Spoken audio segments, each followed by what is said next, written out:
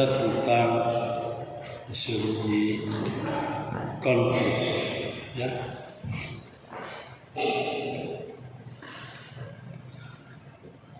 Berbicara tentang konflik itu satu hal yang tidak akan pernah berhenti.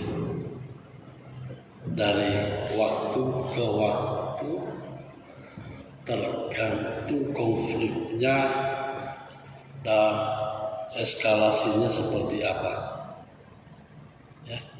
Jadi eskalasi konflik itu besar atau kecil. Kemudian siapa yang berkonflik, ya, siapa yang berkonflik.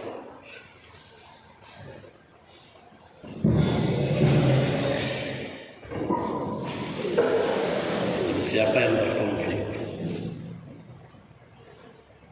Konflik bisa terjadi antar individu atau antar kelompok, ya, yang belum habis dalam ikatan kita dan masih ramai sampai sekarang pada tingkat dunia adalah konflik Afghanistan. Kemudian konflik Timur Tengah antara Israel dan Palestina. Itu adalah konflik kelompok, ya, konflik kelompok. Konflik antar individu juga sering terjadi, ya, sering terjadi, dan itu banyak terjadi di mana-mana. Akar sebabnya biasanya kalau antar individu tidak terlalu sederhana, cukup sederhana akar sebabnya. Ketersinggungan, kesalahpahaman, atau tidak senang dan lain sebagainya. Banyak hal yang menyebabkan konflik dalam masyarakat.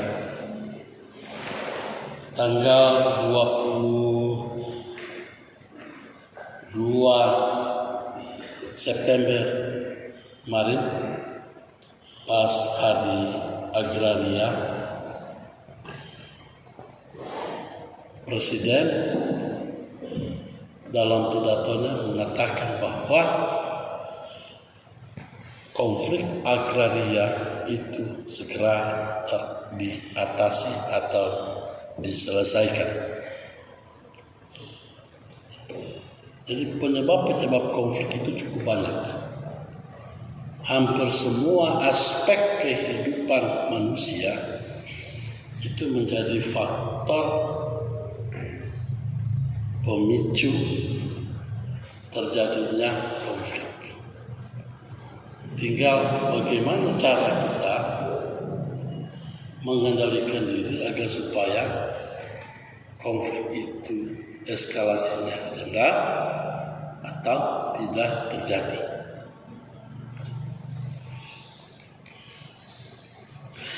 Ini salah satu contoh, ya, salah satu contoh untuk konflik. Mereka membentangkan poster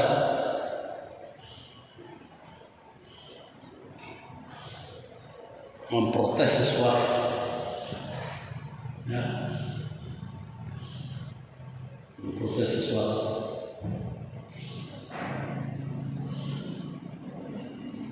Kalau bentuk konflik seperti ini, kira-kira itu dia konflik apa namanya? Hah? Ya, tidak kelompok.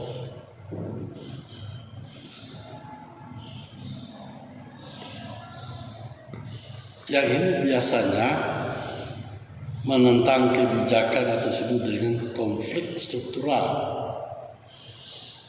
Ya, konflik struktural. Jadi ada satu kebijakan ya, yang diprotes oleh masyarakat yang menurut mereka itu tidak sesuai dengan fakta atau kehendak khalayak umum.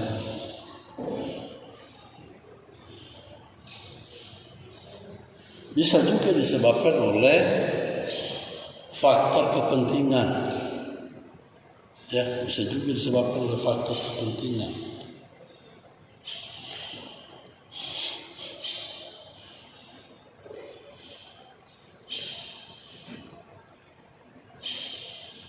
Tadi malam di Jakarta terjadi tawuran antar pelajar. Ya, terjadi tawuran antar pelajar atau antar pemuda. Itu salah satu bentuk konflik yang sifatnya horizontal. Ya, horizontal. Jadi karena antar kelompok dengan kelompok yang tidak sependapat atau ada sebab sesuatu yang menyebabkan mereka berkonflik. Itu biasa dalam bahasa hukum disebut taburan. Ya, disebut taburan. Kalau di Makassar hampir tiap hari Pak Awang. 3 hari yang lalu terjadi di Rapucini, Makassar. Ya. Ini hal-hal yang gitu. Artinya sini Anda sudah bisa ya bahwa konflik itu bisa terjadi antara masyarakat dengan penguasa, pemerintah, atau antara masyarakat dengan masyarakat yang kita sebut dengan konflik struktural dan konflik horizontal. Nah, di sini harus ada jeli mengamati jenis-jenis konflik seperti itu dengan memperhatikan akar sebabnya. Ini juga salah satu contoh. Ya. Ini sudah sampai pada yang kalau ini masih sifatnya damai, ya, tidak ada kekerasan, hanya menyampaikan pendapat di hadapan umum dengan poster. Tetapi kalau ini sudah dengan kekerasan, ini kita sebut dengan violence. Ya. Yang akan menyebabkan kerugian di salah satu pihak atau kedua belah pihak. Baik kerugian harta benda ataupun kerugian orang, nyawa.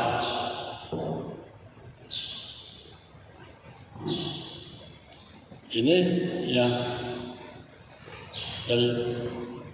jadi satu dalam bentuk yang damai, ya, hanya menyampaikan pendapat, ya, satu menyampaikan pendapat secara damai dengan membentang poster, ya, dia berjalan ke jalan-jalan atau menuju ke salah satu di mana instansi yang mereka protes, ya, dan yang satu lagi adalah bentuk kekerasan. Nah, bentuk kekerasan. Dari 2 contoh kasus ini, Anda sudah bisa melihat bagaimana konflik yang terjadi di masyarakat saat ini. Ya, bagaimana konflik yang terjadi di masyarakat pada saat ini.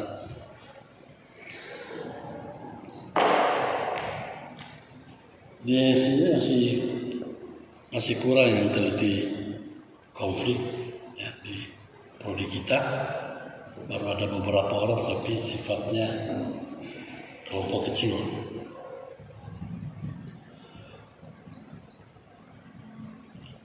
Ada berapa lagi? Sekitar 3 atau 4 orang saja. Ya, masih kurang. Konflik-konflik besar. Berikut kita lihat apa sih yang dimaksud dengan konflik itu. Apa yang dimaksud dengan konflik itu.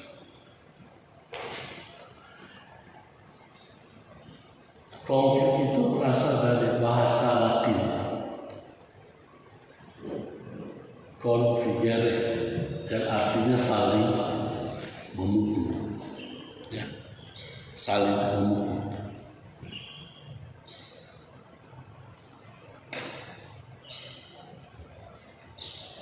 Itu berdasarkan arti kata. Ya. Dengan kata kerja configere, itu artinya saling memukul. Itu yang kita sebut dengan. Tetapi secara sosiologis kira-kira artinya apa? Secara sosiologis artinya suatu proses sosial antara 2 orang atau lebih, bisa juga kelompok, di mana salah satu pihak berusaha menyingkirkan pihak lain dengan menghancurkan atau membuatnya tidak berdaya. Jadi ada suatu upaya atau proses ini, karena konflik itu sudah terjadi, sudah terlaksana atau sementara terjadi. Ya. Jadi antara 2 orang atau lebih. Itu saya katakan antar individu dan antar kelompok atau individu dengan kelompok. Ya. Di sini upaya yang dilakukan adalah menyingkirkan pihak lain. Ya. Menyingkirkan pihak lain. Artinya berupaya untuk bisa menang. Bisa menang. Ya, contohnya kasus Taliban di Afghanistan. Itu merupakan konflik struktural antara kelompok Taliban dan kelompok pemerintah. Pemerintah kalah, tersingkir. Artinya Taliban menang. Ya.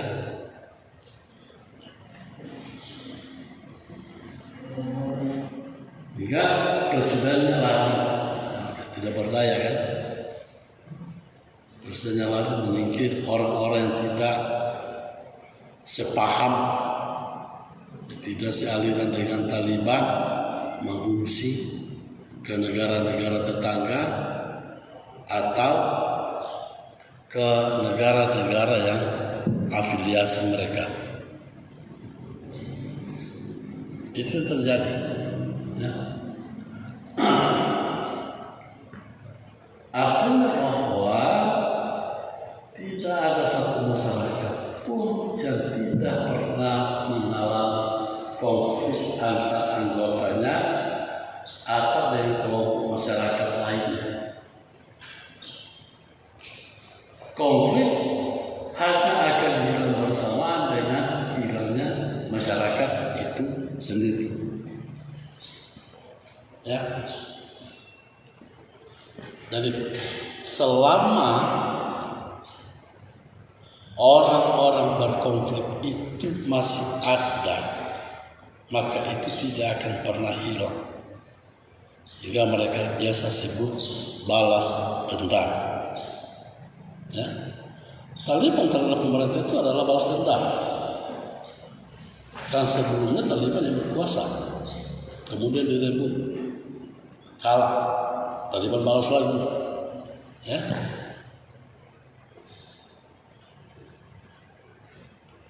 Dan apakah ini kemenangan Taliban itu sudah berakhir? No. Mereka di luar akan susun kekuatan. Ya. Akan susun kekuatan. Bagaimana strategi untuk kembali menguasai.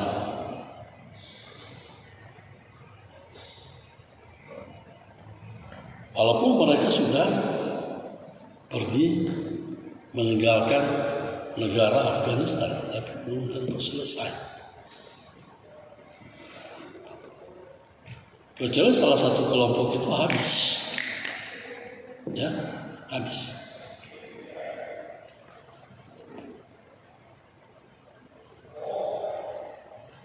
Misalnya yang terjadi di Timur Tengah juga, ISIS. Ya, ISIS. Sekarang ISIS sudah kalah di Suriah. Tapi apakah itu sudah selesai? Sudah habis. Karena anggota-anggota ISIS itu tersebar di mana-mana. Mulai menanamkan pahamnya kepada orang-orang lain. Lalu mereka mengumpul kekuatan dan bisa terjadi di mana lagi.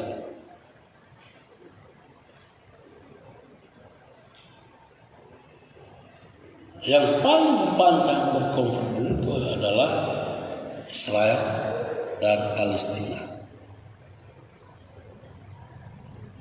Sampai kapan mereka itu tidak akan pernah. Walaupun upaya-upaya perdamaian yang dilakukan telah dilakukan, tapi itu tidak akan pernah.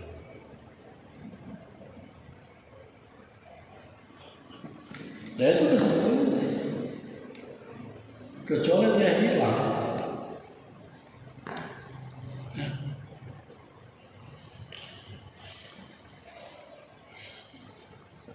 Ataukah misalnya salah satu pihak itu tidak mau lagi berkonflik, tapi yang menjadi persoalan tanda tanya apakah itu tidak diteruskan kepada generasinya, muncul dalam bentuk tutur kata. Oh, kami dulu pernah, itu akan menimbulkan, menanamkan kembali. Ya.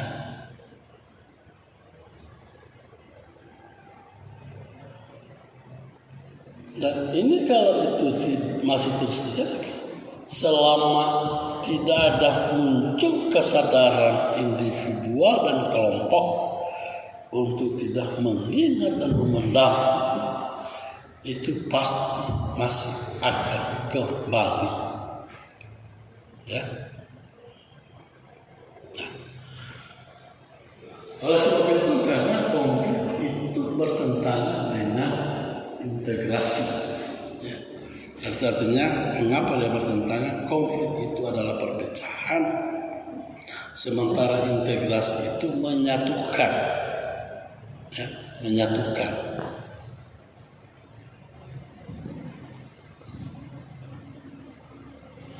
Tetapi antara keduanya ini tetap jalan. Itu sebuah siklus, ya, seperti bola roda, ya, yang terus berputar.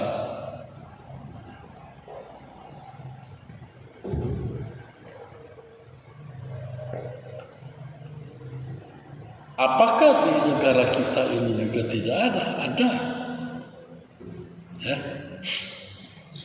Tentu ada orang yang tidak senang kepada pemerintah sekarang. Maka dia melakukan konflik dengan cara propaganda. dengan cara propaganda atau cara-cara yang lain, atau dia berupaya pada pemilu berikut dia bisa menang dan membalas lagi. Nah, itu sejenis konflik-konflik yang sifatnya silent, ya, senyap,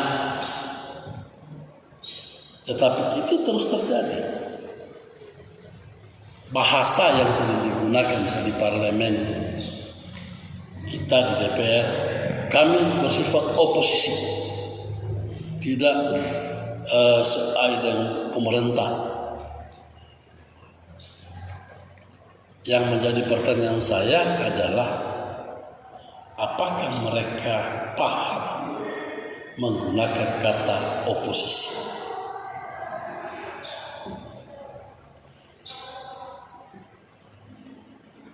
Kalau oposisi itu kan tandingan, kan? Artinya dalam setiap kebijakan yang dikeluarkan oleh pemerintah dan diusulkan ke DPR, mereka ini nanti akan menjadi tandingan mereka dari kelompok pemerintah, memprotes segala macam. Tapi fakta yang kita lihat, ya, misalnya dalam sidang-sidang DPR sepertinya tidak ada terjadi oposisi.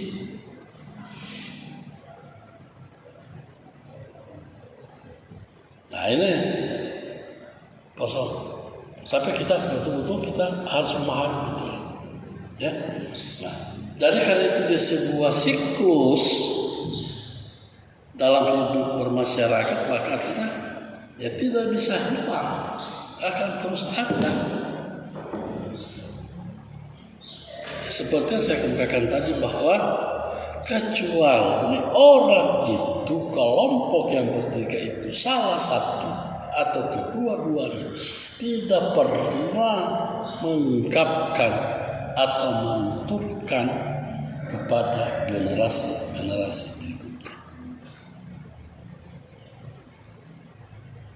Tetapi jika mereka masih bernostalgia, itu akan diserap oleh generasi berikutnya dan mereka akan mengatur strategi lagi.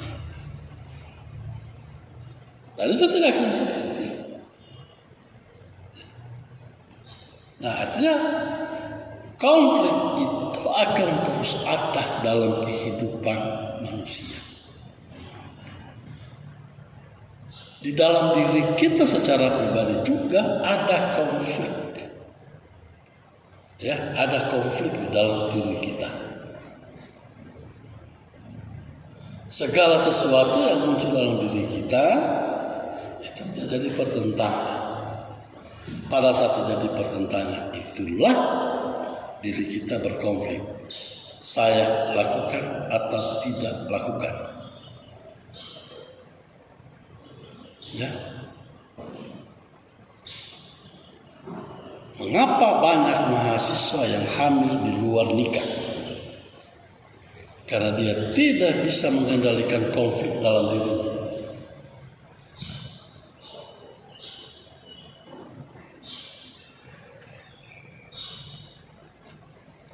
Ini contoh kecil. Jadi jangankan dengan kelompok, dalam diri individu itu sendiri. Sampai ada upaya-upaya untuk menghabisi orang lain. Mengapa? Karena dia terjadi konflik dalam dirinya. Nanti berikutnya akan saya menjelaskan tentang persaingan. Ya. Nah, oleh sebab itu bagaimana cara kita mengontrol atau mengendalikan konflik itu? Ya, cara mengontrol dan mengendalikan konflik itu supaya bisa terjadi integrasi. Nah, kalau konflik terjadi, maka situ terjadi disintegrasi. Ya, disintegrasi. Kita berupaya, pemerintah berupaya, kelompok-kelompok masyarakat itu berupaya untuk tidak terjadi disintegrasi. Tetapi yang terjadi adalah integrasi.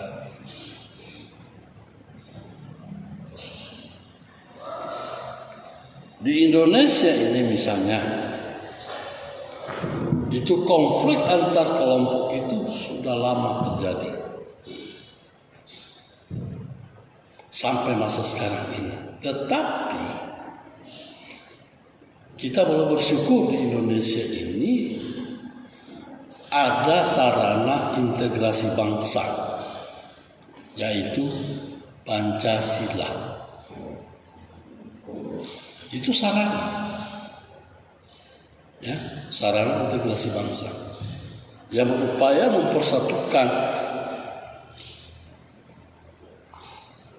seluruh masyarakat yang ada di Indonesia.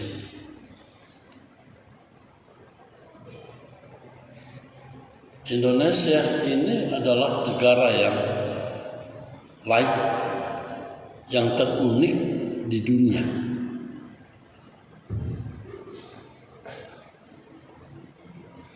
Mampu mengendalikan atau mengontrol konflik.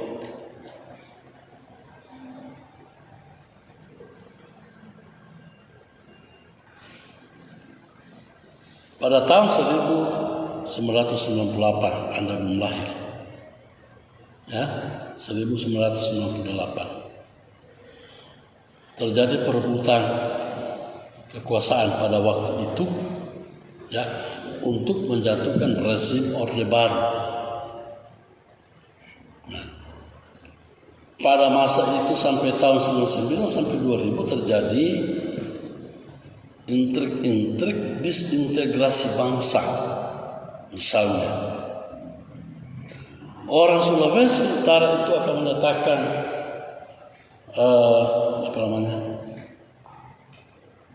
merdeka dengan organisasi permestanya. Riau menyatakan mau merdeka. Apalagi Kalimantan juga sedikit.